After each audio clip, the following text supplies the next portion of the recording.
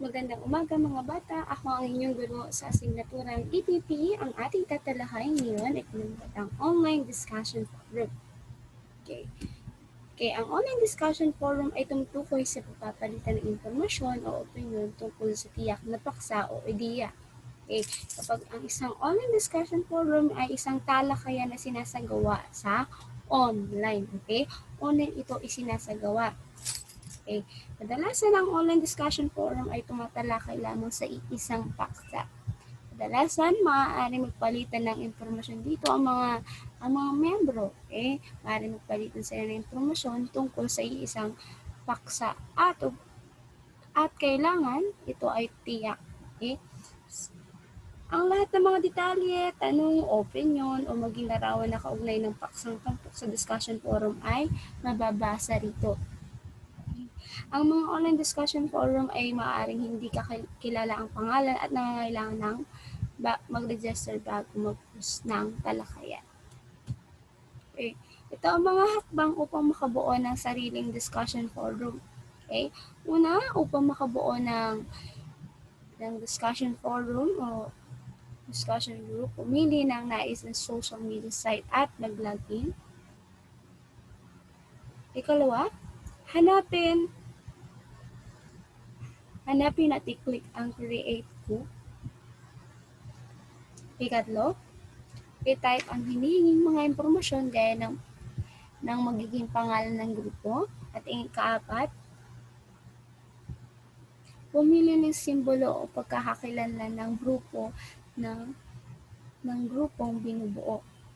Ikalima, ipasok ang mga kasabi o mga membro na nais mong makasama sa discussion group. Okay. Sunod, mga hakbang upang makapagsimula ng discussion thread. Una, pumili ng discussion site. Ikalawa, mag-login o mag-sign up sa napiling website or site. Ikatlo, pagkatapos may ayos ang sariling profile, pumili na ng angkop na forum na lalahukan at i-click ito. Ikaapat, sa kasunod na pahina, makikita, hanapin ang Post New Thread button upang makapagsimula ng panibagong discussion thread. Ikalima, mag-post ng tanong o saloobin na nangangailangan ng kasagutan at karagdagang kaalaman. Okay? Sunod, ang ibang online users na may nalalaman tungkol sa iyong post, okay, ay magbibigay ng kanilang komento o kasagutan tungkol sa iyong katanungan. Ikapito, kailangan maging magalang ka sa pakikipagtalakayan sa discussion thread upang maiwasan ang hindi pagkakaunawan. Ikawalo, sa sinimulang discussion thread, maaari magbahagi ng media files na magsisilbing karagdagang katibayan. Okay? Maaari pong maglagay ka ng mga files na pwedeng makatulong din sa ibang tao sa kanilang pag-aaral. Kung siya ay estudyante, maaari niya ito magamit sa kanilang pag-aaral. Okay.